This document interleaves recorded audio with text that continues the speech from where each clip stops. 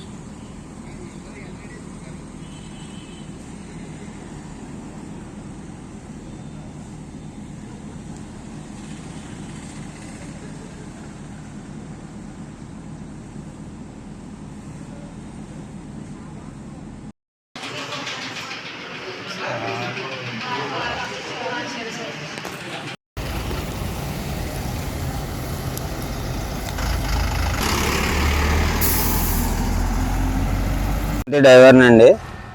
నేను లక్షవారం నాడు మధ్యాహ్నం ఫుడ్ పాయిజన్ అయిందంటే అండి నాకు తెలియదు. నేను డ్యూటీ దిగి వెళ్ళిపోయానండి. నేను సెలవు నాకు కావాలంటే మన సీన్ వెహికల్ ఇన్ఛార్జ్ గారు సెలవులు అయితే కుదరదని చెప్పి అన్నాడండి. నాకు బాగోలేదండి, మోషన్స్ అయిపోతుందని చెప్పి ఏదో జరుగుతుంది అని చెప్పి నేను మానేశాను. నేను ఇవాళ డ్యూటీ కానీ వచ్చానండి. అవునండి, చెప్పండి. నేను ఇవాళ ఏం జరుగుతుందో వచ్చి అడిగానండి.